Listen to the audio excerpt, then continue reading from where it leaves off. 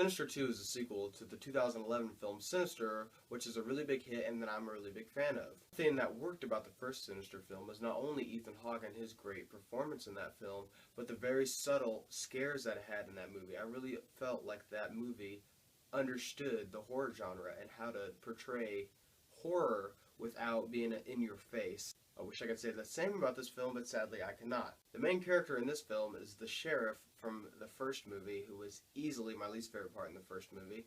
This film follows him and a single mother, trying to raise these kids in a custody issue. Something that was great about the first film was how subtle it was, and it didn't really show you the bad guy until the end of the movie.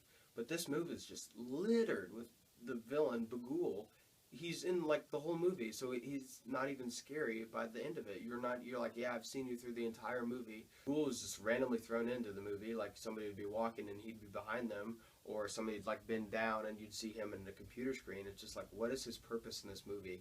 Is he supposed to be doing things? Because he doesn't do a whole lot. He's just basically in the background. Like, have a purpose. Like, the script was just poorly written, and that it was just written off of the idea of the murder tapes from the first movie. Those tapes were very creepy in how they didn't show you a lot. Like when the family drowned in the pool, you didn't really see a whole lot. You just saw them in the pool, and that was very scary.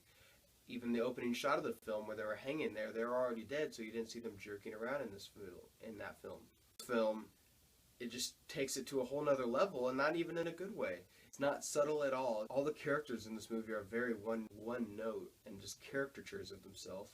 There's an abusive father in this movie, and he literally, I feel like, just walked on set and they said, hey, you're going to be an abusive father. And he said, okay, here's my best impression of an abusive father.